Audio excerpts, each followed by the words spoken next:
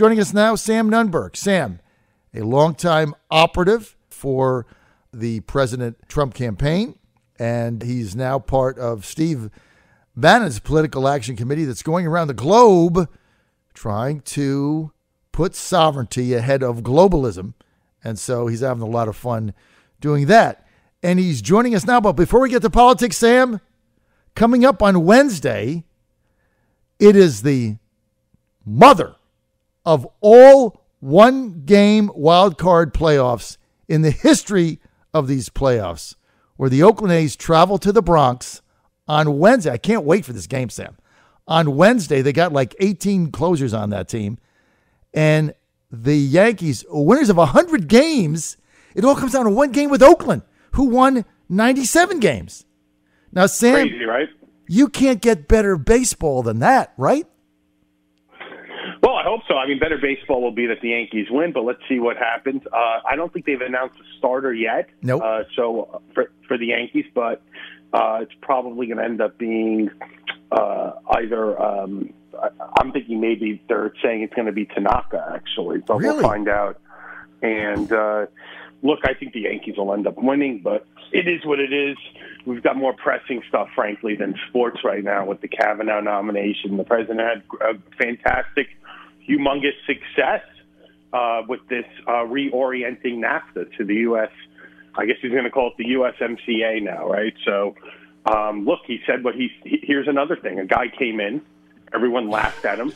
Everyone laughed at us. They said that this idea that you can renegotiate these trade deals, this idea that you can put on tariffs and you could still be be the global economic leader, that any of that made any sense, that it was all nonsensical, that trade deficits were good, that they did not hurt the American worker. And all of that has been put on its head with conventional wisdom, the same conventional wisdom that continues to tell us that this president, is not going to end up getting reelected. I think that what you've seen here is something where Donald Trump, of all the issues, of policy issues, something that he was always interested in, something he was always open to hearing experts on, was trade. When you hear him talk about trade, it's like listening to poetry. And it's because he's seen from the very beginning, he's followed this since the 70s. And, he would teach me things when I talked to him about these trade deals. And he's had more of a historical expertise on it than half the people that would go on and be talking. That would be the conventional Republicans. Some, I tell you now, are serving in his administration. And it goes back to something else. If you remember in that New York Times anonymous op-ed, they were complaining. Somebody that serves in his administration at a high level was complaining about his trade policies.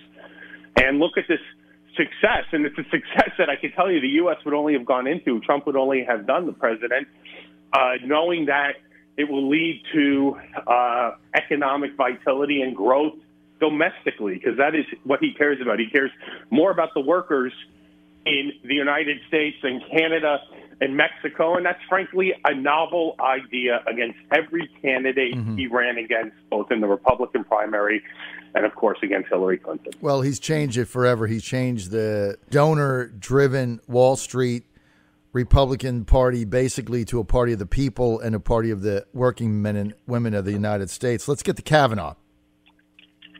Yes. What do you think? Oh, I think Kavanaugh will get confirmed. I think this is do or die. The Republicans were actually smart enough, and I want to give a lot of credit to two people. You're not going to believe it. Leader McConnell and Senator Suzanne Collins. Why? Why?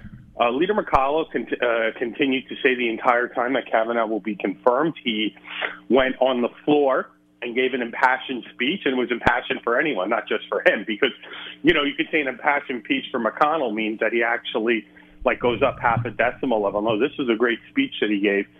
And he really set the tone for all Republicans heading into what was going to be a trap, a complete setup with the Ford-Kavanaugh hearing. Then Suzanne Collins behind the scenes, John, has been the one who has kept steady. Murkowski would have called for Kavanaugh to be pulled, but for Suzanne Collins.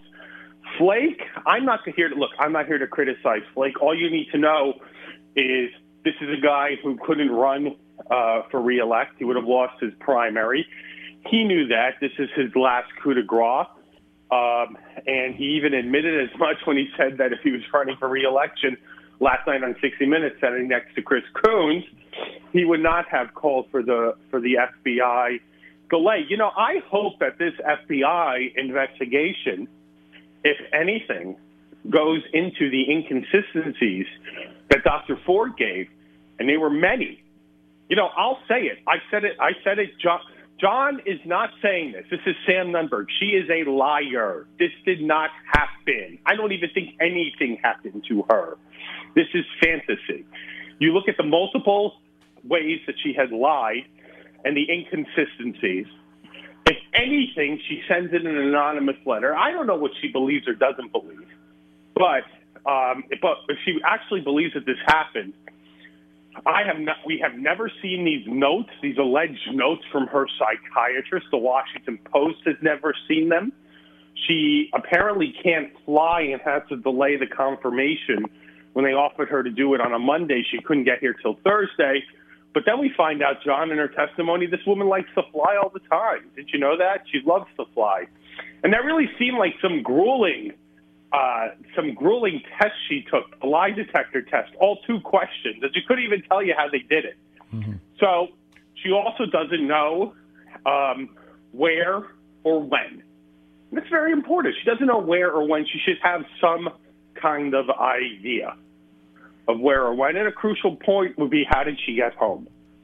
That would definitely be a crucial point, because she seems to have all these other details of that night. So I think that in terms of Kavanaugh, you saw a Bushy become a Trump in his introduction. And by the way, Judge Kavanaugh, the Bushy, he's lucky that Donald Trump had nominated him, that POTUS real Donald Trump nominated him, because he would have been dumped had George W. Bush nominated him, had Jeb Bush nominated him. Yep. Trust me, this guy would have been pulled. Right. Would have been pulled immediately. And the Republicans would have gone into their usual fetal position, which is what they normally like to do before the days of Trump. So he did exactly what he had to do. And now the big deal is, well, does he have the temperament, John? Does this man have the temperament to be on the bench? Well, first of all, let me just say something. This guy's an alcoholic. He's the highest functioning alcoholic I've ever seen in my life. Over 500 opinions on the D.C. circuit. He worked in the White House as staff secretary when that was an important position before you had people like Rob Porter do it, and he has issued opinions already in the second highest court of the land. He has issued at least 13 opinions that have been cited and held as the main law, reasoning, and rationale on the Supreme Court, meaning this man has already showed that he could build consensus. Was he my first choice? No, he wasn't. I thought we should have nominated Judge Barrett. Right. But I'm happy we have him. Hopefully we get Judge Barrett next time. And it is what it is. No matter what, he will be better than Kennedy. And I think that what we should really learn from this is, this isn't about Kavanaugh. This is about impeachment. And why am I saying that, John? Because if you think, not you, John, per se, I'm saying the listener, right. If anyone thinks that they will not do this to the next nominee, if anyone thinks, one, that they wouldn't have done this to Gorsuch, but for the fact that they didn't think that the Republicans would have the kahunas, because McCain said he wouldn't initially vote to go nuclear and kill the filibuster, right. They would have done something like this to Gorsuch. And right. They will do anything and everything if they are in power to remove Donald Trump from office. Remove him from office. And you've seen it. They will pull anything and everything out. We need to have investigations from a bunch of Yaleys about Brett Kavanaugh's drinking habits. This is ridiculous. It's really nonsensical. And this is why it goes back to, in general, why Democrats and Republicans, why Republicans can't deal in good faith with Democrats. Because I think Flake is dumb enough to actually think that this deal, whatever deal it was only going to be a 7-day investigation. Did anyone besides Coons agree to that? Do you hear anybody besides Coons now that's a Democrat senator and or party leader saying it should only be a 7-day FBI investigation? No. Absolutely not. They should continue to investigate everything and anything. Mm-hmm. And it really, really shows how these people are maniacal. These leftists mm-hmm. how they will do anything to search and destroy. And you know what? Here's the other thing: they'll use all these people they claim to care about. They don't care about Dr. Ford. Mm-hmm. Let's be honest. If they did, they would have kept her confidential, John. Mm-hmm. That's what she wanted. Mm-hmm. Well, instead they leaked it, right? And they waited to leak it to give her maximum damage. But I want to get back to something that you said earlier, and then we'll go on from there. I've not heard a lot of people say, you said in your opinion, you think that Dr. Ford is a liar. When you say liar, do you think that I get it because of the airplane thing. She's a million-miler and said she couldn't fly. Now we find out she's at the beach in Rehoboth, 50 miles east of Washington, D.C. But do you think she made this up? Do you think this was like an actress type thing? Or is it where something happened to her but not Kavanaugh? I don't know what happened to her, but I have no idea if something happened to her. In the totality of what she had been willing to do, in the totality of trying to take a man and destroy his life based on some incident like this, where she does not have any corroborating proof, mm-hmm. and where she has so many inconsistencies, mm-hmm. And willing to do this and be politicized. Upon the fact, also, when you look at the lawyers she hired, coordinated with Dianne Feinstein, you look at the fact that she scrubbed all her social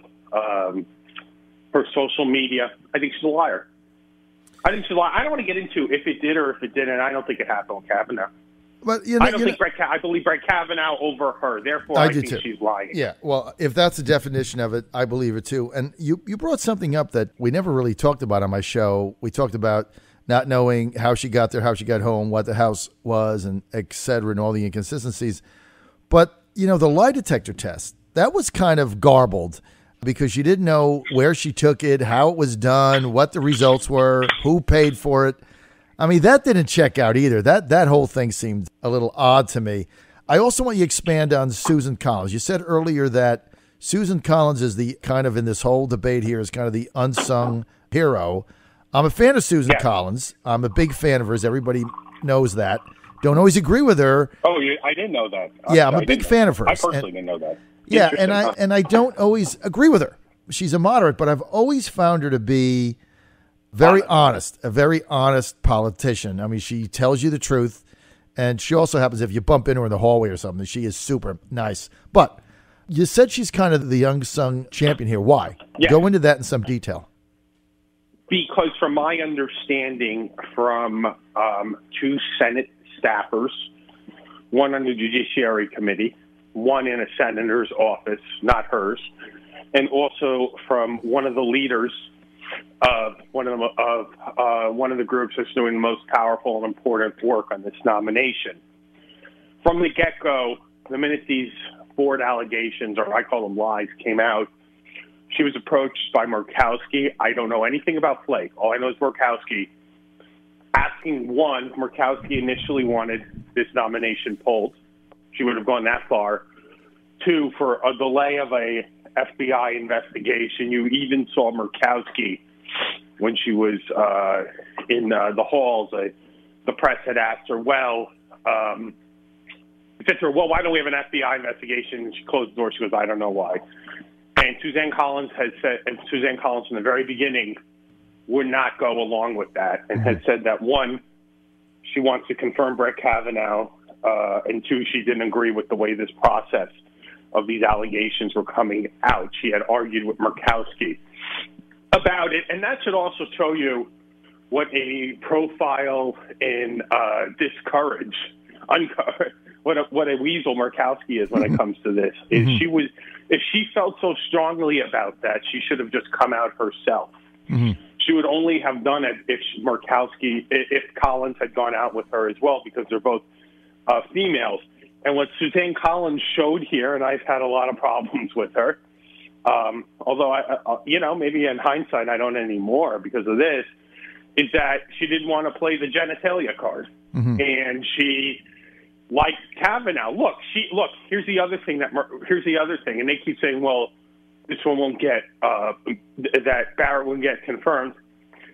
The president would have only one choice if he pulls Kavanaugh. It would be to nominate Barrett. Amy Coney Barrett. Right. Because people like me who were calling for Barrett from the beginning because of the way Feinstein had already attacked her faith mm-hmm. and her life, mm-hmm. I would say, no, you gave us Kavanaugh. You know what I mean? We would have said, we heard from the smartest people in the room. We heard from the rogues. Although I know Don McGahn really pushed Kavanaugh through. We've heard from everyone, and it had to be this Bushy. No, you're giving us what we want now. And he would have been amenable to that, the president. Mm-hmm.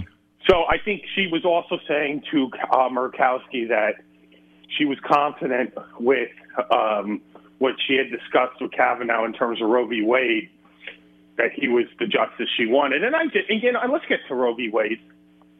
You tell me when a state is going to make all abortion illegal, that mm-hmm. Roe v. Wade would be overturned, and then we'll see. Because you know that law is never being passed in any state. It's not going to happen. Sam, that will. So I'm really a Catholic. Ridiculous. I'm pro-life. It's a fear tactic. That will never happen, and it's really a straw man argument. But I agree with you 100% on Kavanaugh as it relates to Amy Coney Barrett. I was also in favor of Amy Coney Barrett. That was my first choice.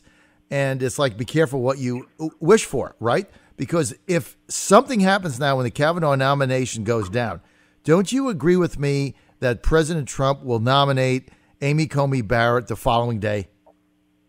I would hope so. I think he should nominate her during the next vacancy that he has. Hopefully the next vacancy comes next year. Yep. But she should be on this list. Look, Judge Kavanaugh let's just talk about it, though. He is a very good nominee, yep. and he's very young.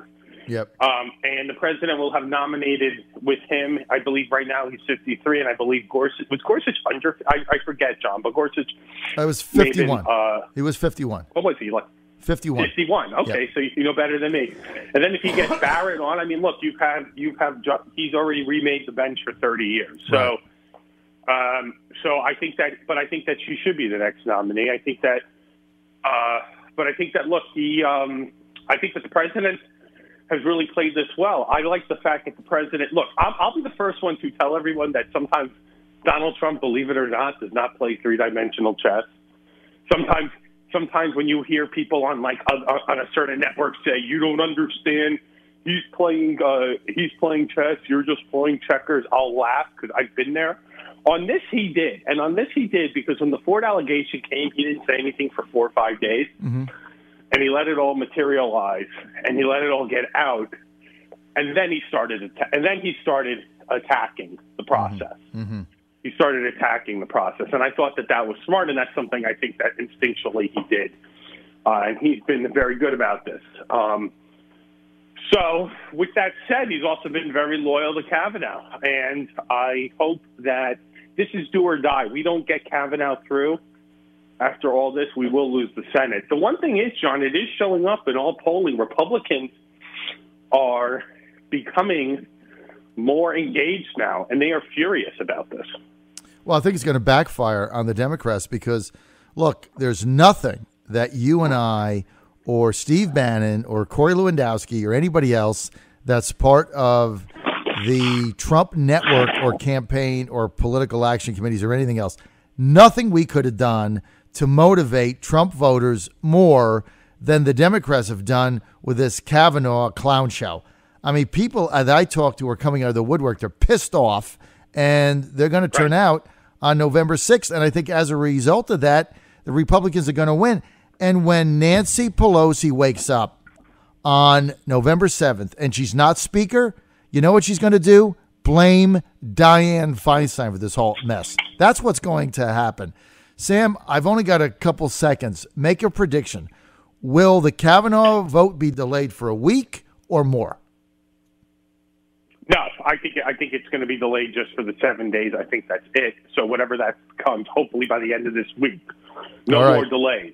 Well, it started on... I think that with the engagement too, and I think that also that's the reason why is because of this engagement and because of what the Republicans being so upset about it. Rank and file. All right, so it's going to be a week, and that would be this coming Friday, and then so next week you could have me on, or the week after that we talk about we have Justice Kavanaugh on the bench and the Yankees beating the Astros in the playoffs. Oh, well, we'll have to talk about that. First, they have to get by Oakland, though, and the problem with Oakland is if you're trailing in the 5th inning, they got like 19 closers on that team. That's the problem. All right, Sam Nunberg. Thanks for being with us. By the way, Sam, a senior advisor for, check this out, Citizens for the American Republic. This is Steve Bannon's brand new PAC, and he's got Sam in there making some hay. So, Sam, thanks for being with us, man.